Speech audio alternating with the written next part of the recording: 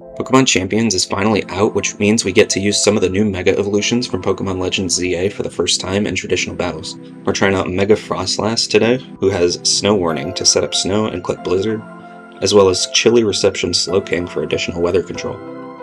These are my first few games ever against human opponents on Pokemon Champions, so they're pretty scuffed, but I hope you enjoy them anyway.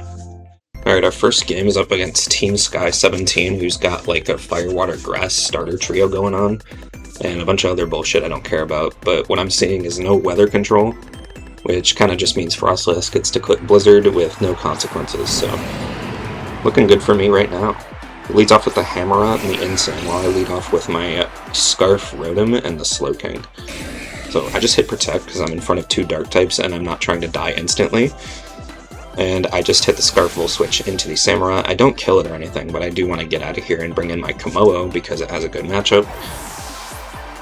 So we just go into Komodo really fast, and because I'm an Iron Defense Body Press set, I don't really care about Incineroar like Intimidates, lowering my damage, because I literally have only Body Press, Draco Meteor, Iron Defense, Protect. And he goes for the Blaze Kick there, by the way, which is really weird. I think that's like a starter move when you recruit an Incineroar from the ranch.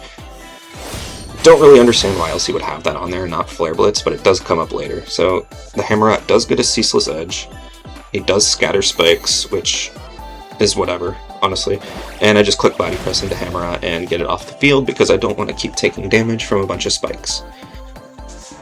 So down goes Samurott, and now okay, yeah, he goes for Darkest Lariat first, but I do have Colbur Berry because there's not a lot of items in this game, and yeah, you kind of just have to put damage reduction berries on everything.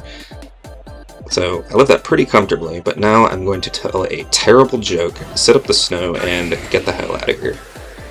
Because I want to bring in my Frostlass and start clicking my moves. Actually, don't do that yet, I think. I go Rotom again.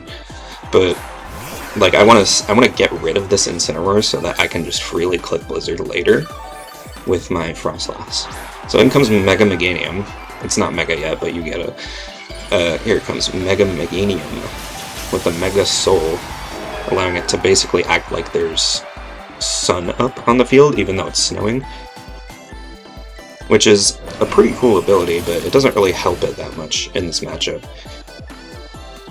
I let off a Blizzard, I don't get a freeze or anything, but yeah, he's gonna let off a Dazzling Gleam. My Komodo's gonna die because he's super weak to it.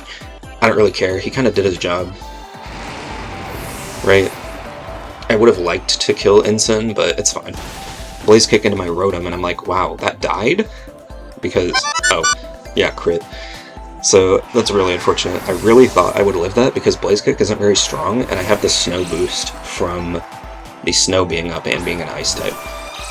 So finally Frostlass comes in along with Slowking.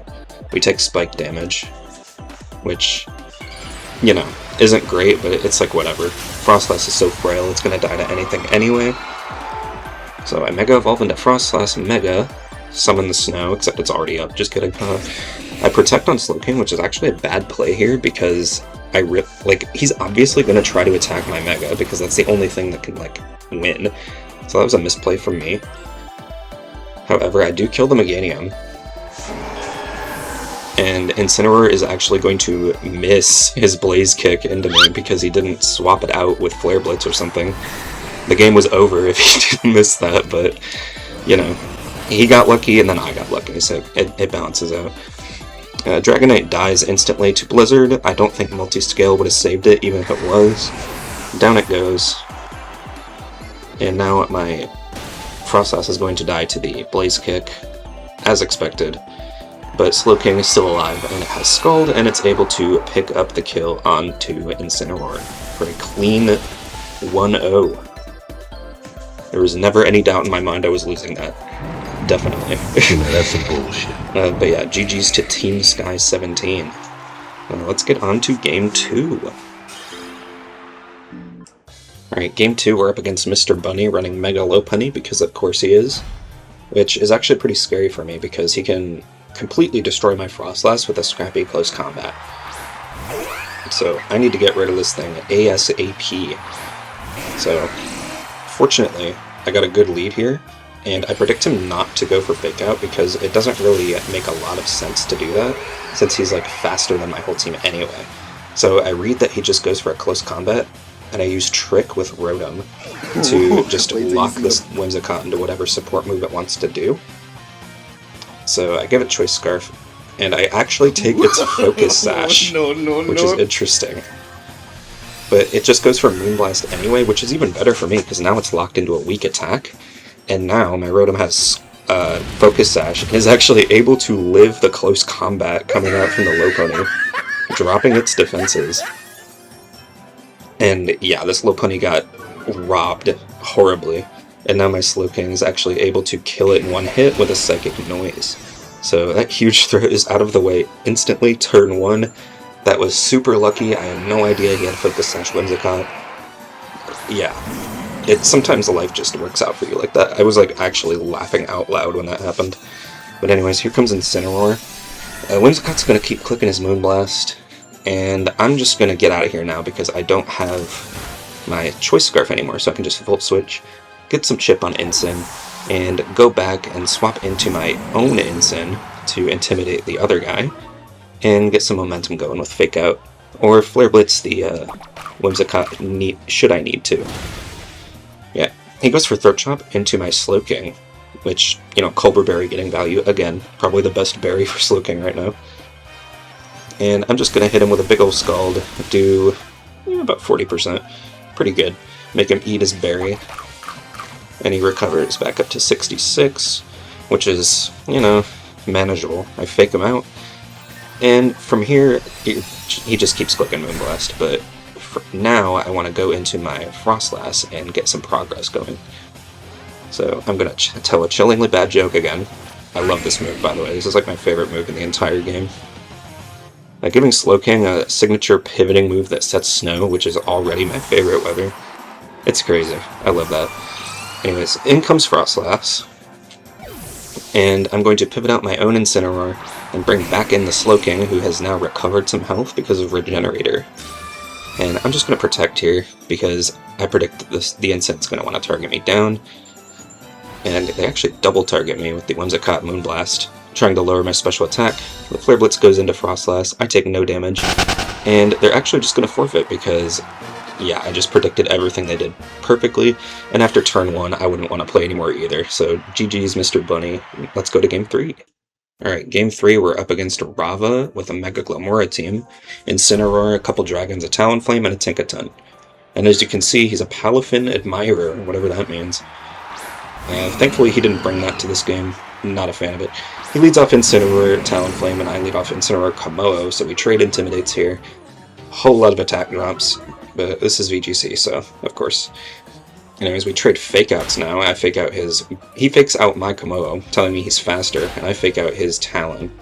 So a whole lot of nothing goes on this turn, but I do recover with my leftovers here, so technically I'm better off than he is, because he also doesn't have Gale Wings anymore.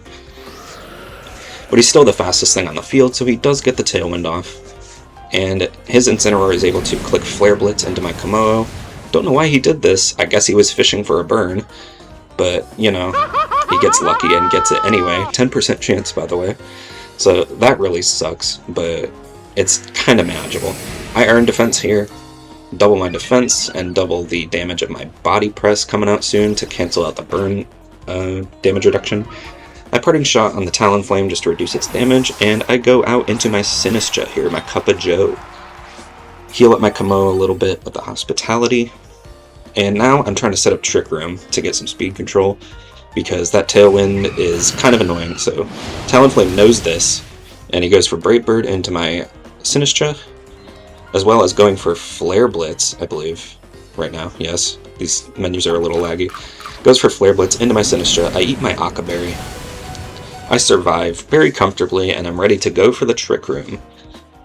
And I'm just kind of realizing I have both Akka and Culber Berry, meaning I have berries for both of Incineroar's stabs, which is pretty funny.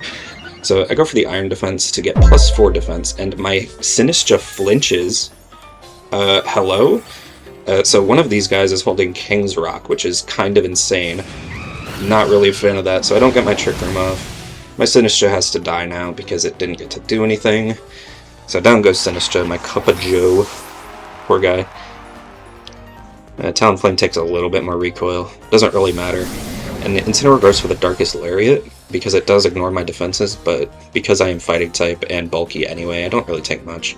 And I go for the Body Press, and I'm able to KO Incineroar from that range of health. So Incineroar goes down, which is good for me. And now the Talonflame isn't looking like much of a threat either, because I'm +4, and Brave Bird isn't going to do very much. Although that burn is canceling out my leftovers, which is a little bit unfortunate. In comes Incineroar again. And in comes Zawarudo, the Glamora. I think that's a reference or something. Anyways, Glamora Mega Evolves into Mega Glamora, which has adaptability, meaning its Rock-type moves are going to destroy me. My Incineroar is going to die instantly to a Power Gem. He goes for Tailwind for some reason, because he didn't count the turns. And then he goes for Earth Power? Instead of Power Gem. These default movesets, bro. I don't know what's going on. These games are really scuffed, but yeah, I'm able to live. And my Komodo is able to go for a Draco Meteor into the Talonflame and destroy it. My special attack drops, but it doesn't really matter at this point, because he's done his job. And now I can just Body Press on the Glamora. Of course, after I use Parting Shot on it to lower its damage. I don't know if he misclicked because of Joy-Con drift or something, but that was not the right choice to make. So I go into Frostlass here. The menus hitch a little bit because he's surrendering, and we win the third game against Rava. So that was pretty good. Pretty good showing from Komodo there.